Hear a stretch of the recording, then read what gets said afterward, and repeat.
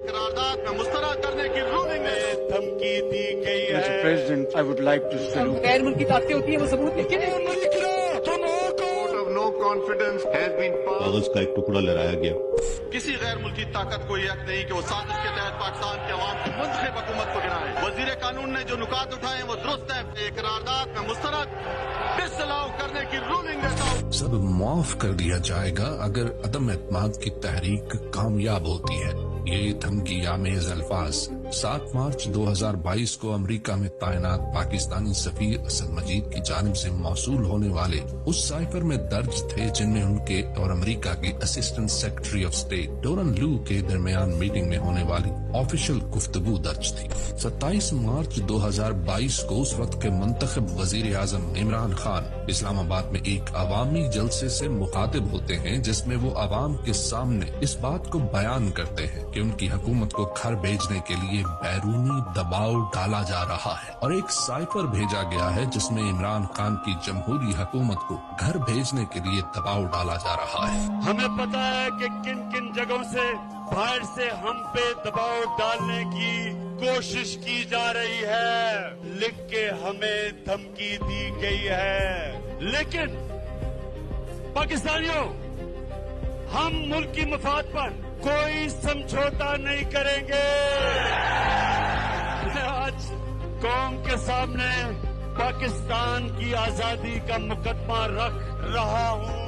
ये साइफर जिसे इंतहाई बेशर्मी और मुल्की हमीयत का सौदा करके नून लीग और पीपल्स पार्टी समेत एस्टेब्लिशमेंट झुटलाती रही। झूठा लेटर है। आप कहते हैं 7 तारीख को आया, 3 हफ्ते आपने कहाँ गुजार दिए? क्यों चुप रहे आप? पहले कहा कि अमेरिका और उसके बाद कहा नहीं वो तो मैं अमेरिका की बात नहीं कर रहा। तो क्या करता? पर्ची जेब से निकाली, खाली पेपर, ये सबूत है। पर किसको बेवकूफ बना रहे हो? तो जो गैर मुल्की ताकतें होती हैं वो सबूत लिख देती हैं। ये खत खान साहब के एक वजीर ने खुद लिखवाया है किसी एम्बेसडर से। ये खत न था न है, ये एक ड्रामा था।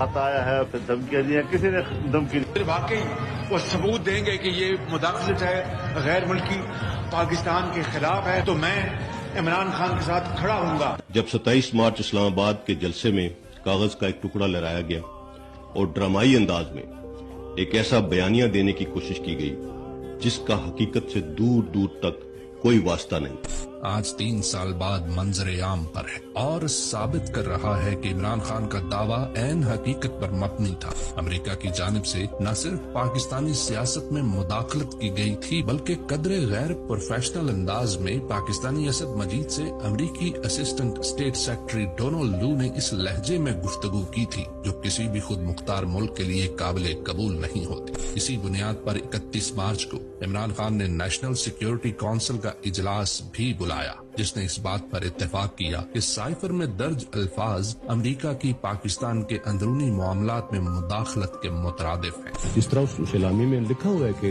अनडिप्लोमेटिक लैंग्वेज यूज की गई है, उस सलामी में लिखा हुआ है कि जो बातचीत की गई है वो इंटरफेरेंस के मुतरादिफ है। मगर इतने बड़े वाक़े पर ना तो कोई तहकीकात शुरू की गई, उल्टा बंद दरवाजों के पीछे अमेरिका की खुशनुदी के लिए रजीम चेंज करवाने का बाकायदा आगाज कर दिया गया।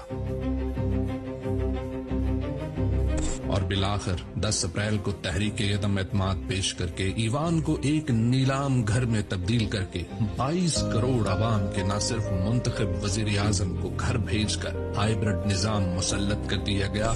174 members have recorded their votes in favor of the resolution. Consequently, the resolution for vote of no confidence against Mr. Imran Khan, the Prime Minister of Islamic Republic of Pakistan, has been passed by a majority of the total membership of the National Assembly. बल्कि सैकड़ों झूठे मुकदमात दर्ज करके पाकिस्तानी अवाम के हकीकी नुमाइंदे को पाबंद सिलासिल भी कर दिया गया और उसकी जमात को कुचलने के लिए हर घिनौना हथकंडा इस्तेमाल किया गया। तारीख की दुरुस्त सम पर खड़े होने वालों को उठाकर जेलों में फेंक दिया गया और उनसे सियासत करने का इख्तियार छीन दिया गया, जबकि मट्टी का सौदा करने वालों को बदतरीन वोट चोरी करके मुल्क पर मुसल्लत कर दिया गया। मगर सवाल ये है कि आखिर बाइडेन इंतजामिया या अमेरिका को इमरान खान की हुकूमत से मसला क्या था? टॉप साइड न्यूज के आर्टिकल और रजीम चेंज के बाद रूनुमा होने वाले वाकयात की कड़ी मिलाई जाए तो इसके एक ही जवाब मिलता है, पाकिस्तान को खारजा महाज पर खुद मुख्तार करने की कोशिश। पाकिस्तान की अपनी तारीख देख लें, हमारी इंडिपेंडेंट फॉरेन पॉलिसी हुई नहीं, उसकी वजह ये थी हमारे में डिपेंडेंसी सिंड्रोम आ गया। कौम के अंदर जब यही शुरू में आ जाए कि जी अगर हमें एड नहीं मिलेगी तो हम चलेंगे नहीं, तो पहले माफी से शुरू करें, वो कौम नहीं कभी बनी।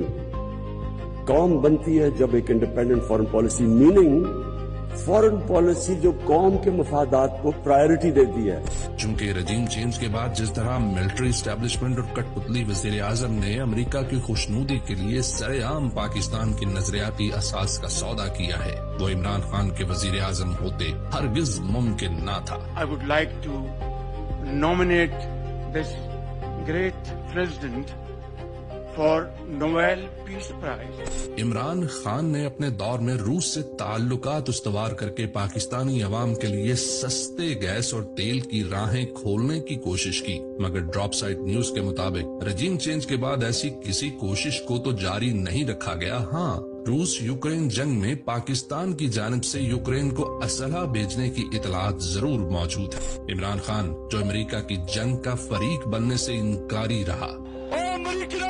हमें तुम्हारी माफी की जरूरत नहीं है, तुम हो कौन?